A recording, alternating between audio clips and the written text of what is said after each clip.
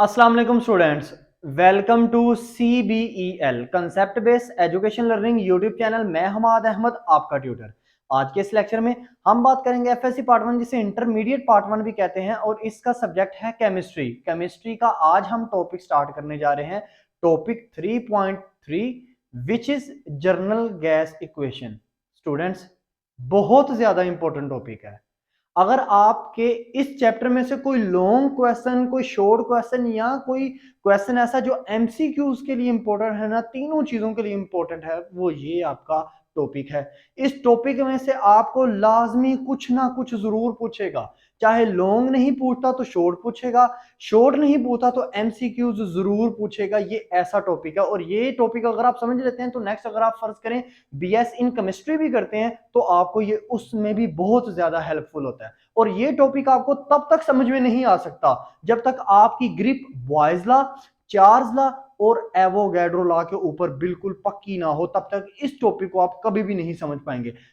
अगर आपने इस YouTube चैनल के जरिए से बॉयज लॉ, चार्ल्स लॉ और एवोगैड्रो लॉ किया हुआ है तो आपको इसकी इंशाल्लाह ताला मैं गारंटी देता हूं बहुत ज्यादा समझ आएगी। लेकिन अगर आपने इस चैनल के थ्रू नहीं किया हुआ तो स्टूडेंट्स, एक दफा इस चैनल के थ्रू जो मैंने आपको बताए हैं बॉयज लॉ, चार्ल्स लॉ और एवोगैड्रो लॉ, एक दफा देख के सुन के उसको समझना जरूर। आपको इंशाल्लाह ताला, चाहे आपको नहीं भी समझ में आती, चाहे आप लो से लो स्टूडेंट्स भी हैं, मैंने ऐसी वर्डिंग यूज की है आपको इंशाल्लाह समझ में आएगी। स्टूडेंट्स, टाइम वेस्ट किए बगैर हम अपने लेक्चर की तरफ मूव ऑन करते हैं। लेक्चर की तरफ मूव ऑन करने से पहले अगर आप स्टूडेंट्स हमारी कोई भी वीडियो चाहते हैं यूट्यूब चैनल के ऊपर तो यूट्यूब चैनल की सर्च बॉक्स पे जाकर आप लिखो 11th क्लास केमिस्ट्री, टॉपिक लिखो आगे अपना, उस टॉपिक का नेम लिखो प्लस लिख दो बाय CBEL, तो आप डायरेक्ट हमारी वीडियो पे पहुंच जाओगे। और इसके साथ साथ चैनल को सब्सक्राइब भी कर देना, वीडियोस को लाइक करना और इन वीडियोस को ज्यादा से ज्यादा अपने फ्रेंड्स में शेयर करना ताकि आपके साथ साथ उनका भी बेनिफिट हो जाए।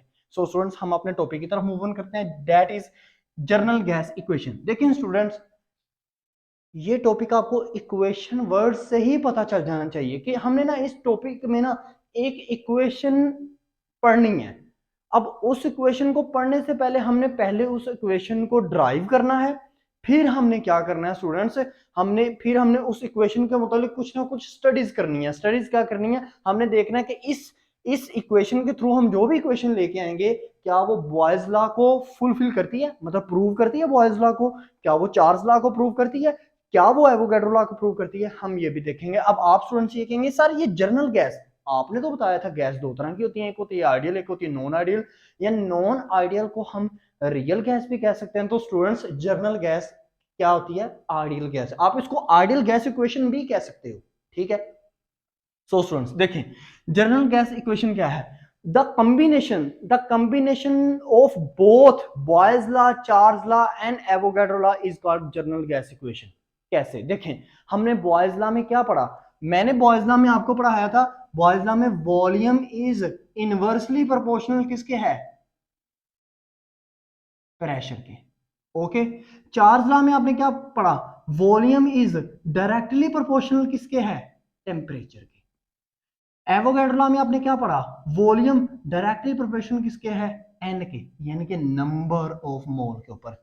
यही था ना, यही हमने तीन चीजें पढ़ी हैं। तो अगर मैं स्टूडेंट्स एक लम्हे के लिए सोचो, मैं ये आपने जितनी भी चीजें मैंने लिखी है, वॉल्यूम लिखा है, मैंने टेम्परेचर लिखा है, मैंने प्रेशर लिखा है, एक चीज यहां पे आप खुद डिटरमाइन करो, तीन चीजें हैं ना, जो चार चीजों में से तीन चीजें यानी कि टेम्परेचर, प्रेशर और नंबर ऑफ मोल्स, ये क्या होते हैं, कभी ये कांस्टेंट हो जाते हैं, कभी ये वेरिएबल हो जाते हैं, ऐसा ही है। लेकिन एक चीज ऐसी है जो कि आपका वॉल्यूम है, ये हमेशा आपका वेरिएबल रहता है, वॉल्यूम कभी भी नहीं होता, कांस्टेंट नहीं होता।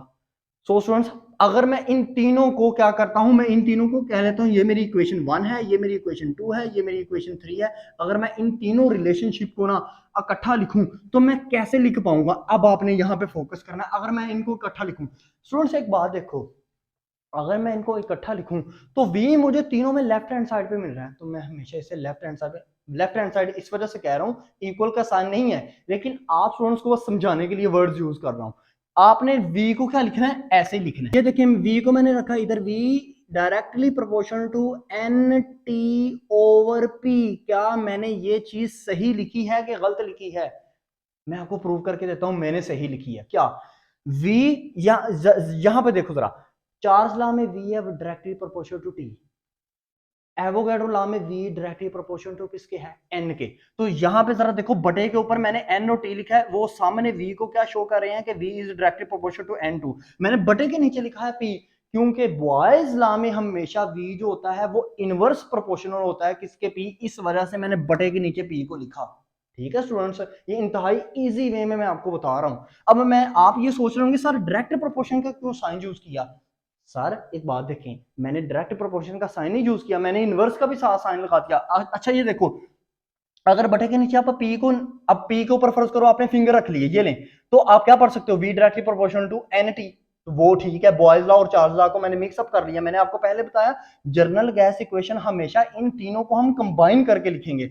अब मैं बटे के नीचे से, बटे के ऊपर से मैंने ये मार्कर को हटा लिया, अब बटे के नीचे है पी, तो क्या मैं इसको इस तरह नहीं पढ़ लेता। अब मैं एन टी के ऊपर ऐसे रख लेता हूँ मार्कर, तो क्या मैं इसको इस तरह नहीं पढ़ सकता, V directly proportional to 1 over P, तो 1 ऊपर आ जाएगा, एन टी की जगह 1 आ जाएगा। ठीक है ना स्टूडेंट्स। अब इसको मैं क्या करता हूं, डायरेक्टली प्रोपोर्शन के साइन को मैं खत्म करता हूं, तो मैं लिखूंगा v is equal to R N T over P. अब आर मैंने क्यों लिखा यहां पे, ये आप मतलब कंफ्यूज हो गए होंगे। आपने कहा, सोचा होगा हमने बॉयज लॉ, चार्ल्स लॉ और एवोगैड्रो में जब भी डायरेक्टली प्रोपोर्शन के साइन को खत्म किया तो हमने तो हमेशा के लिखा, अब आपने आर क्यों लिख दिया। क्योंकि मैं बॉयज लॉ, चार्ल्स लॉ और एवोगैड्रो लॉ तीनों को कंबाइन करके एक जर्नल इक्वेशन बनाना चाह रहा हूं, इस वजह से मैं कांस्टेंट ऐसा यूज करूंगा जो इन तीनों में ना यूज हुआ हो। उसकी वजह क्या है, क्योंकि अगर मैं के को ही यूज कर लूंगा तो मुझे ये आइडेंटिफाई करने में प्रॉब्लम होगी कि जर्नल गैस इक्वेशन में मैंने कौन सा के लिया है। के क्या मैंने बॉयज लॉ वाला लिया है, के क्या मैंने चार्ल्स लॉ वाला लिया है, के क्या मैंने एवोगैड्रो लॉ वाला लिया है। इस वजह से हमने आर को लिया, और आर को आपने कैपिटल फॉर्म में लेना है।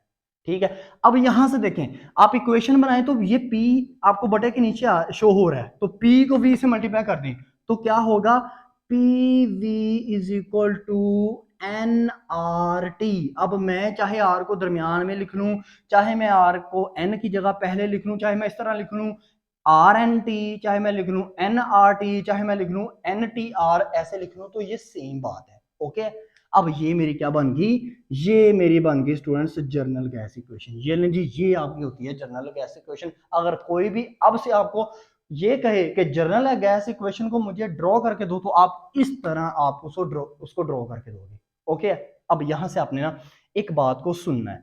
अब फर्ज करें मैं ये कहता हूं कि ये मेरे पास जो आर कांस्टेंट है ना, मैं इसकी मैं इसकी मतलब एक इक्वेशन लाना चाह रहा हूं। जैसे आपको शायद याद हो कि बॉयज लॉ, चार्ल्स लॉ और एवोगैड्रो लॉ तीनों में मैं के की एक इक्वेशन बना लेता था। जैसे बॉयज लॉ में मैं के की क्या बनाता था, P V is equal to K. Okay, आपको याद आया होगा। जैसे चार्ल्स लॉ में मैं क्या बनाता था, V over T is equal to K. जैसे मैं एवोगैड्रो लॉ में क्या बनाता था, के की equation V over N is equal to K. ऐसा ही है। इस तरह मैं अगर इस कांस्टेंट की एक इक्वेशन बनाना चाहूं तो मैं, अगर अब आपने ध्यान से देखना है, अब आर को यहां पे ही रहने दो, एन और टी आपस में मल्टीप्लाई हो रहे हैं, दूसरी साइड पे जाएंगे तो ये डिवाइड हो जाएंगे, P V over N T is equal to R. ये स्टूडेंट्स, ये आपकी एक सेकंड इक्वेशन बन गई। लेकिन आपकी जो बेसिक इक्वेशन है ना, जो मेजोरिटी जो यूज करते हैं वो यही है, P V is equal to N R T. आपसे कोई पूछे जनरल गैस इक्वेशन बताओ क्या है, तो आपने कहना P V is equal to N R T. ये जो इक्वेशन है ये जनरल गैस इक्वेशन से आगे मजीद ड्राइव की गई है। लेकिन जनरल गैस इक्वेशन जो है, जो कि P V is equal to N R T है, वो हमने कहां से ड्राइव की है, वो हमने तीनों लॉ से ड्राइव की है, बॉयज लॉ, चार्ल्स लॉ और एवोगैड्रो लॉ से। ओके स्टूडेंट्स, अब ये क्वेश्चन मैंने क्यों ड्राइव की, नेक्स्ट जब आप न्यूमेरिकल्स करोगे ना, जब आप अपनी एग्जांपल्स करोगे, तो मोस्टली ये दो इक्वेशंस आपको बहुत ज्यादा काम आएंगी। अगर आगे आप एमडी कैट कर लो, चाहे आप केमिस्ट्री में बीएस कर लो, तो आपको ये चीजें बहुत ज्यादा काम आती हैं। इन दो इक्वेशन से आपका बहुत ज्यादा वास्ता पड़ता है। ओके, अब देखते हैं, आगे करते हैं। अब आर की मैंने क्या इक्वेशन बना ली, तो मैं अगर आर को जरा सीधा कर लूं, मैं आर को इस तरह कर सकता हूं ना, R is equal to P V over N T. सही है, ले जी, मैंने इक्वेशन को जरा सीधा कर लिया। अब मैंने क्या करना है, अब मैंने ये करना है इस इक्वेशन से, अब ये आर मेरा क्या है, आर मेरा एक कांस्टेंट है। अब मैं कांस्टेंट की डेफिनेशन लिखना चाह रहा हूं, जरा ध्यान से देखिएगा।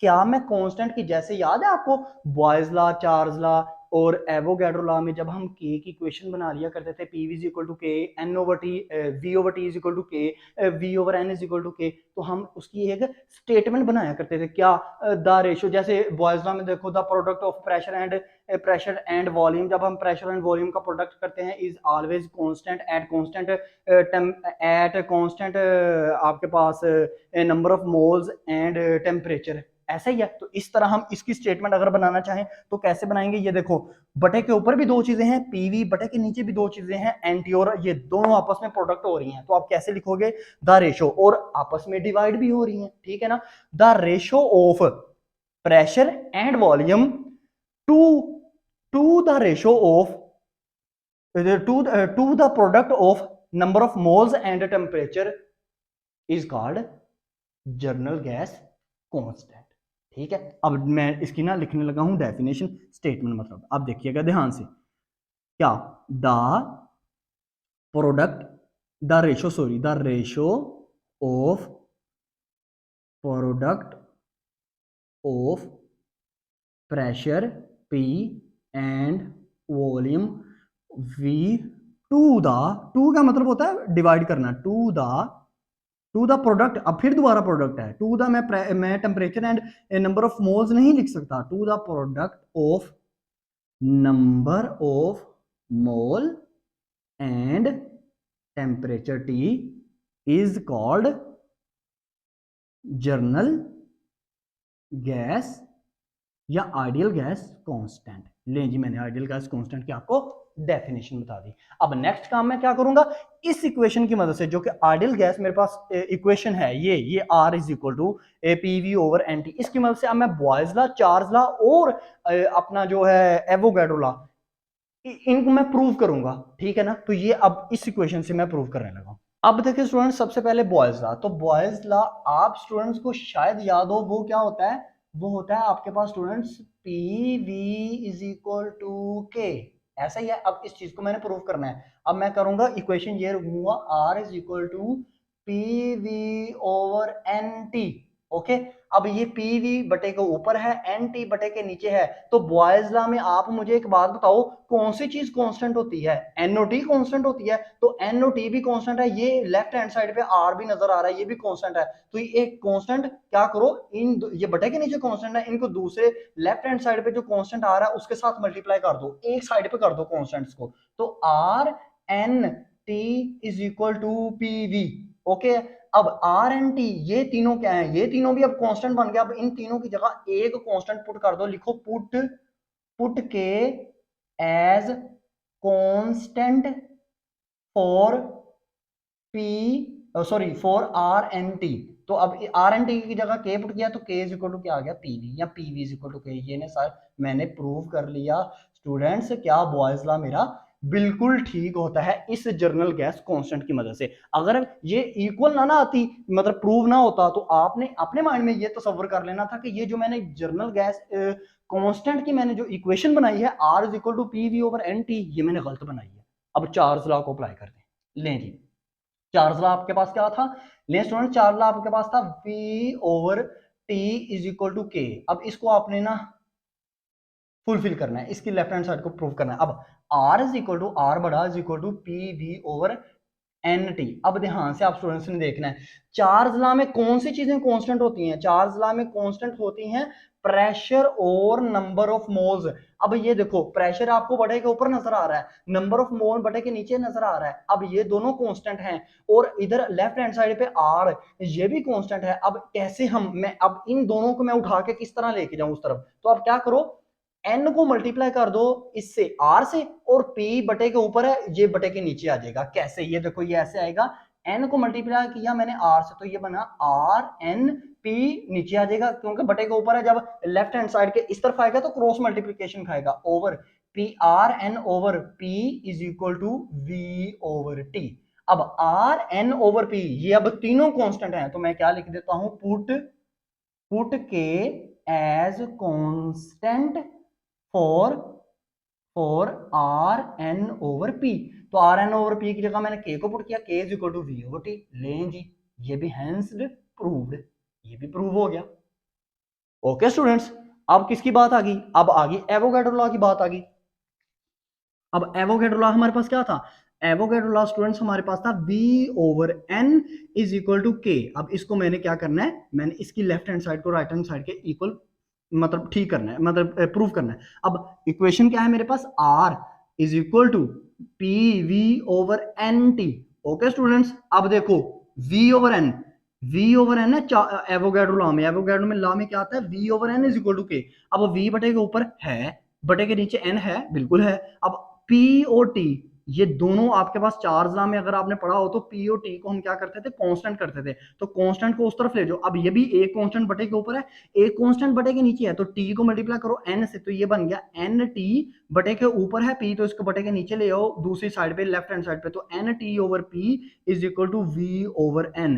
अब क्या करो, क्योंकि n T over P, n T over P is constant, ये तीनों कांस्टेंट है, constant, so put put K for it. अब देखो स्टेटमेंट्स को जैसे मर्जी लिख लो। अब अक्सर स्टूडेंट ये कंफ्यूज होते हैं, हम शायद अपने पास इंग्लिश लिखने लगेंगे ना तो शायद हमारे नंबर कट जाएंगे, ऐसी बात नहीं होती। K is equal to V over N, लें जी, हैंस प्रूव्ड, मैंने इसको भी प्रूव कर लिया। इसी वजह से ना मैंने स्टूडेंट्स आपको पहले एवोगैड्रो लॉ समझाया था। क्यों, मुझे पता था अगर एवोगैड्रो लॉ मैं ना समझाता तो यहाँ पे आके जब मैंने एवोगैड्रो लॉ की स्टेटमेंट लिखनी थी ना, ये फार्मूला लिखना था V over N is equal to K, आपने कंफ्यूज हो जाना था। आपने क्या कहना था, आपने कहना था ये क्या बात हुई, एवोगैड्रो लॉ है नहीं।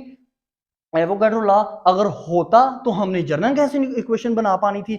एवोगैड्रो लॉ अगर होता तो हमने इसको प्रूव कर पाना था। इस वजह से आपको जब भी जर्नल गैस इक्वेशन का कंसेप्ट आपने सीखना है ना, तो बॉयज लॉ, चार्ल्स लॉ और एवोगैड्रो लॉ तीनों को पहले लाजमी तौर पे, तीनों को पहले उसका कंसेप्ट हमने माइंड में रखिएगा, फिर आपने जर्नल गैस इक्वेशन के ऊपर आना है। अब देखो ये अब क्या हुआ, मैंने एक इक्वेशन आपसे शेयर की, PV is equal to NRT, जो कि क्या है, जर्नल गैस इक्वेशन है। फिर मैंने एक आपको जर्नल गैस कांस्टेंट की इक्वेशन आपसे शेयर किया, वो क्या, R is equal to P V over N T. Okay, ये दो इक्वेशंस ऐसी हैं जो बहुत ज्यादा यूज होती हैं, और स्पेशली अगर आपसे कोई ये पूछे कि जर्नल गैस इक्वेशन क्या है, तो आप इसको नहीं कहोगे R is equal to P V over N T, ये जर्नल गैस कांस्टेंट की इक्वेशन है। ओके ना स्टूडेंट्स, इसमें कंफ्यूज नहीं अपने आप को कभी भी करना। अब कांस्टेंट से हमने मजीद इन तीनों लॉ को क्या किया, हमने डिटरमाइन कर लिया।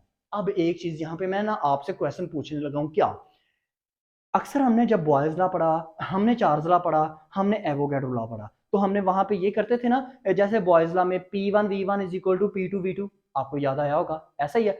चार्ल्स लॉ में हमने पढ़ा था, चार्ल्स लॉ क्या होता है जी, V over T is equal to K, ऐसा ही है ना। तो मैंने लिखा V1 over T1 is equal to V2 over K2 T2। अब उसमें एवोगैड्रो लॉ में V1 over N1 is equal to V2 over N2।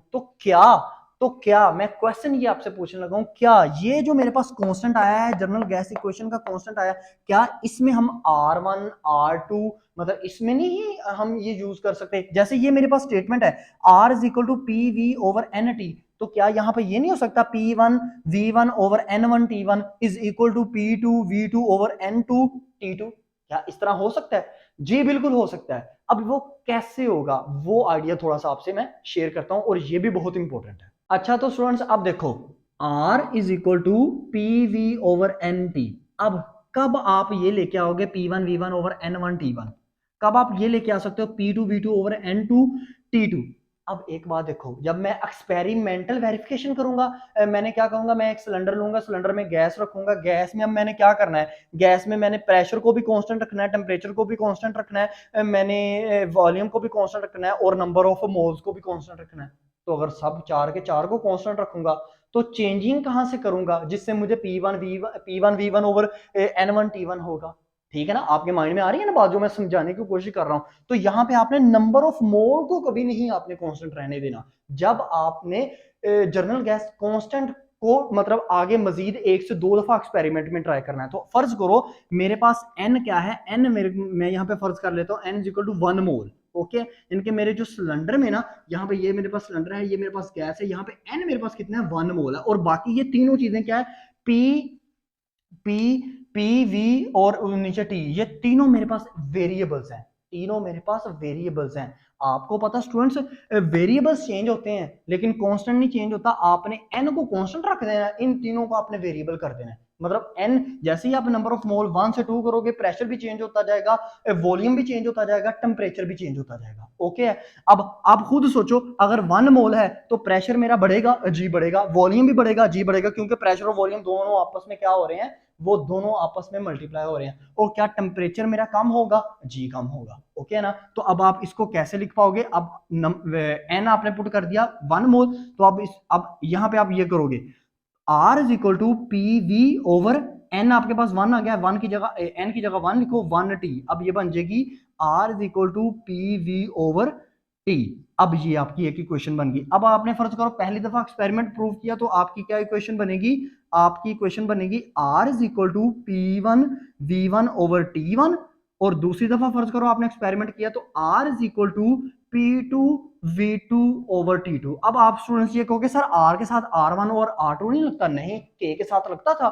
जब k में हम करते थे p1 v1 is equal to k, फिर p2 v2 is equal to k, या हम चार्ज लॉ में करते थे v1 over t1 is equal to k, फिर हम करते थे v2 over t2 is equal to k। तो k हो कांस्टेंट कोई भी हो, उसके साथ कभी 1 और 2 वर्ड नहीं लगते, ठीक है ना। अब क्या इस रिलेशनशिप को मैं इस तरह लिख सकता हूं जी, P1V1 over T1 is equal to P2V2 over T2 is equal to R। जी बिल्कुल, ले स्टूडेंट्स, मैं इसको ऐसे भी लिख सकता हूं। ओके, अब यही चीज आपने नेक्स्ट जो है वो परफॉर्म करनी है। इसको एक्सपेरिमेंटल वेरिफिकेशन की मदद से हमने इस चीज को क्या करना है, हमने साबित करना है, प्रूव करना है कि ये left hand side P1V1 over T1 is equal to है right hand side which is P2V2 over T2। आपका ये जनरल गैस इक्वेशन का अभी थोड़ा सा पार्ट कंप्लीट हुआ है। नेक्स्ट हम करेंगे आइडियल गैस कांस्टेंट, या आप कह सकते हो जर्नल गैस कांस्टेंट आर। अच्छी लगी तो लाइक कीजिएगा, चैनल को सब्सक्राइब कीजिएगा, क्योंकि इस चैनल के थ्रू ज्यादा से ज्यादा हमारी यही कोशिश है कि आपको एक सिंपल वर्ड्स में, आसान लैंग्वेज में, ना आपको इधर घुमाया जाए ना उधर घुमाया जाए, आपको इजी वे में आपको कन्वे कर दिया जाए कि आपने किस तरह किस चीज का कंसेप्ट लेना है। अब तक इतना ही, अपना ख्याल रखें, अपने यूट्यूब चैनल का भी। अल्लाह हाफिज।